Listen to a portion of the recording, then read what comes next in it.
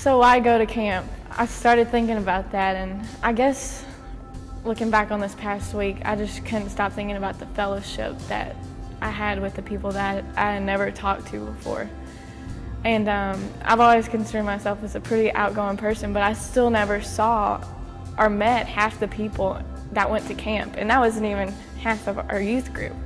So this past week at camp, it really opened my eyes to a world other than me. It opened my eyes to a world that, needed to be loved even without me. They didn't need me to be loved, but it just felt so good to be a part of something so great, just to be a part of other people's lives that I had never been able to do that before.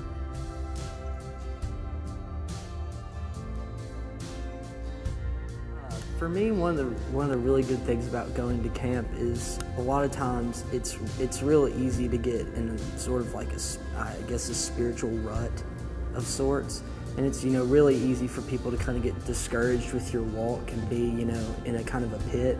But when you go to camp, it's a really good feeling to be surrounded by all these believers, and it really just helps like lift you up out of a pit. I mean, there's a lot of people just surrounding you who love you that would go to any length to help get you out of your pit, and it's just a really good feeling to experience that in camp.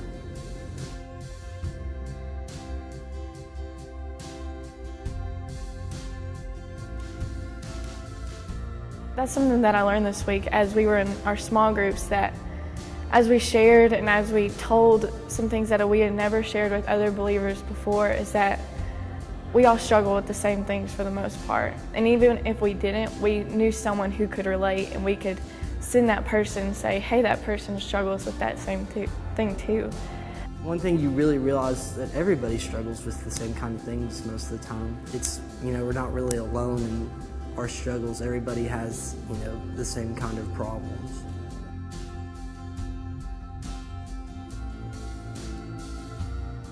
There's a really open air of things, like you could really talk to people. A lot of times when you're talking to people, you worry about how people are going to react to what you say, or how they're going to, they might use this against you later, bring it up in a conversation, some leverage, I guess.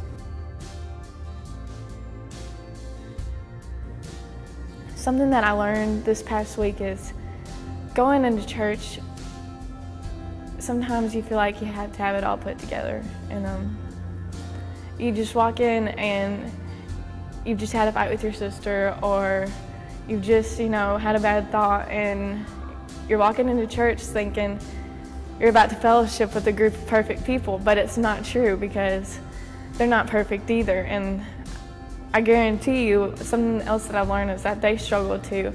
Is that right before church, they might have struggled with the exact same thing that you were struggling with. I mean, one of the things, we can always look forward to at school is, getting back to, friends, and, I guess trying to witness to them better, use the honest air of camp to, carry over into my life. Just be honest with people, tell it how it is. Don't beat around the bush, don't sugarcoat it, just, present it. And that's, the best you can do. All you can do is plant the seed. God will let it be watered. It was my small group with Zach Benson was our leader. We were thinking of ideas of how to just bring God to more people, and we had a few ideas, and we came down to the skateboard idea, and we wanted to invite a bunch of skaters to a skate park and have like a little pizza party, and Zach's dad is going to speak to everybody for a little while too.